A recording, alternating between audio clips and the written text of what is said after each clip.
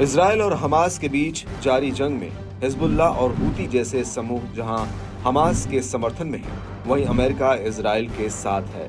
यही वजह है कि यमन का हूती समूह लाल सागर से गुजरने वाले अमेरिकी और इजरायली जहाजों पर हमले कर रहा है, जिससे अमेरिकी और इजरायली जहाजों को समुद्री व्यापार के लिए दक्षिणी अफ्रीका से होकर आना जाना पड़ रहा है। ये बहुत लंबा रूट है और जहाजों की परिचालन लागत भी काफी ज्यादा आ रही है।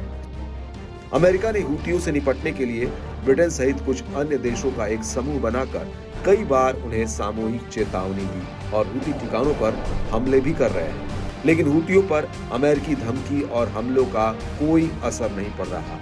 हालांकि ईरान समर्थित हूतियों ने इस महीने की शुरुआत में चीन और रूस को छूट दे दी है कि वे बिना किसी हमले के डर से अपने जहाजों को लाल सागर और अदन की खाड़ी से ले जा सकते हैं। इसके बाद कई रूसी युद्धपोत बाब अल मंडेब को पार कर लाल सागर में प्रवेश कर गए।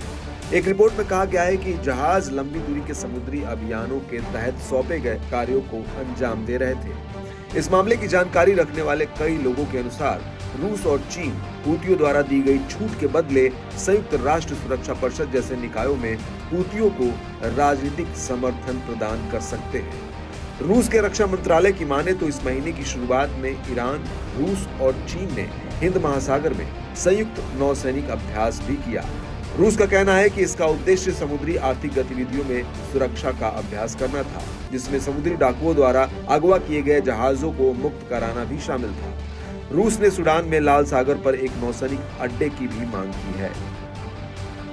हालांकि ईरान समर्थित हूती समूह ने रूस और चीन को भले ही बिना किसी हमले के डर से लाल सागर से जहाज ले जाने की छूट दी है, लेकिन उसके बाद भी हमले का डर बना हुआ है, क्योंकि कुछ मामलों में ऐसा लगता है कि हूती जहाजों की पहचान करने में गलती कर जा रहे हैं और जिसको उन्होंने छूट दी उसी पर हमले कर दे रहे हैं।